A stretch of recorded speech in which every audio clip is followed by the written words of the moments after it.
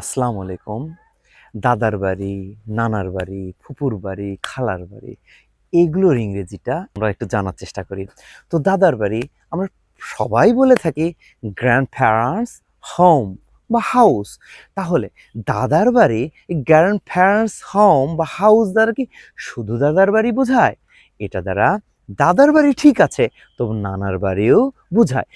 আজ আমরা স্পেসিফিকভাবে জানার চেষ্টা করব দাদার বাড়ি আমরা এটা বলতে পারি প্যাটার্নাল গ্র্যান্ড প্যারেন্টস হোম। এই যে প্যাটার্নাল মানে বাবা সম্পর্কিত, মানে বাবার বাবা যেহেতু, সেহেতু আমরা প্যাটার্নাল কথাটা ব্যবহার করলে দাদা সম্পর্কিত আত্মীয় চলে আসে। এখন যদি আমরা নানার বাড়ি বলি, এই নানার জন্য আমরা ব্যবহার করতে পারি ম্যাটার্নাল। তাহলে নানার বাড়ি ম্যাটার্নাল গ্র্যান্ড প্যারেন্টস হোম। এখন যদি আমরা বলি যে ফুপুর বাড়ি, ফুপু কিসে থেকে আসছে? বাবা থেকে। তাহলে কি বলতে পারি? প্যাটার্নালস আন্টস হোম বা হাউস।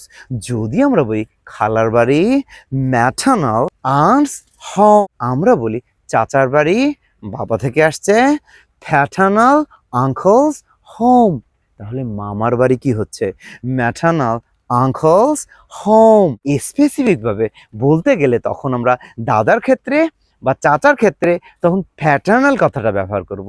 আর মা সম্পর্কিত যে আত্মীয় খালা বা মামা, সেখানে ম্যাটার্নাল কথাটা ব্যবহার করব। তাহলে আমরা এগুলো আমাদের জীবনে ব্যবহার করব। ভালো থাকবেন। আসসালামু আলাইকুম।